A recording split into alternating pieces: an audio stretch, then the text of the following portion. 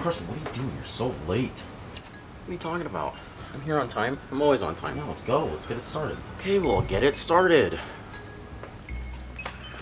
Welcome to Talking Points, where I'm apparently only talking about Spider-Man this week because that's the biggest thing since news came out. I can't go on Twitter without looking at something related to Spider-Man. Can't go on Instagram without looking at Spider-Man related news. And to me, it all really happened within 24 hours, and I was really trying not to take a stance on it because all I heard from people was Kevin Feige said this, or Disney said this, or Sony said this. So I didn't really see any news coming from any official platforms except for websites, and the websites didn't know what was happening, so I didn't really know anybody to trust.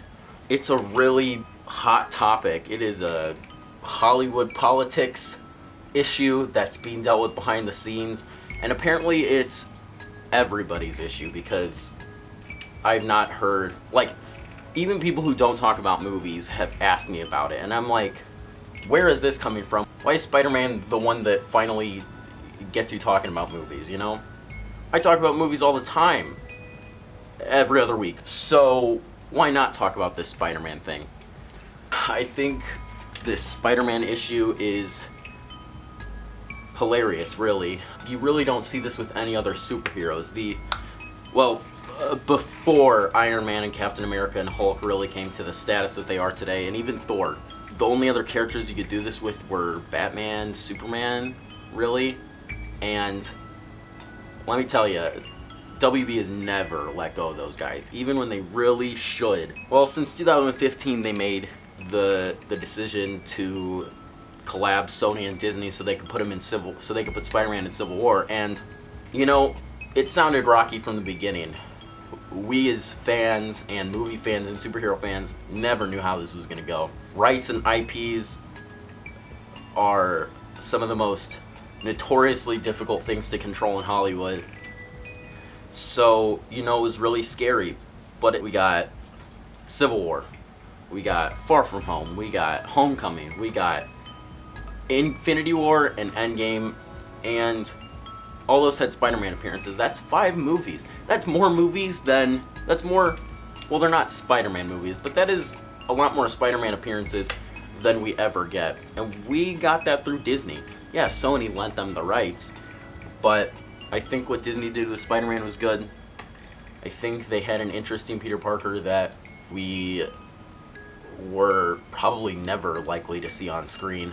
I think the time that we've had him is good. To be completely honest, I don't think he's gonna leave. I think things got caught up between the two companies and the internet and Twitter, and people think he's gonna leave, but I think it was just more Hollywood politics that we don't fully get, that we just aren't gonna know because we aren't there.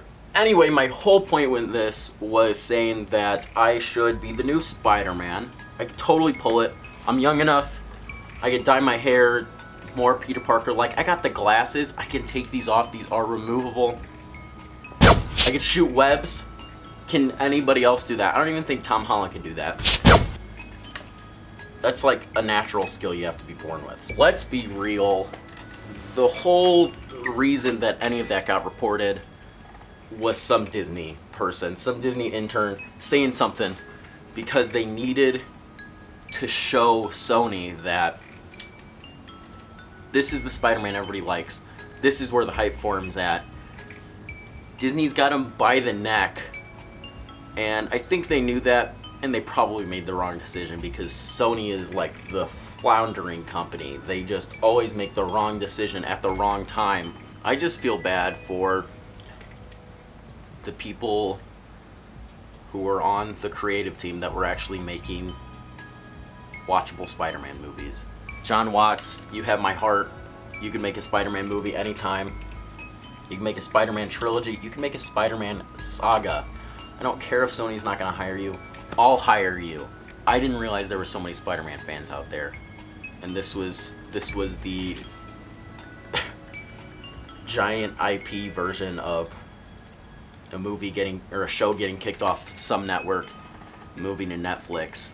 Except Netflix isn't going to save them, and Sony will probably ruin the Tom Holland that we know.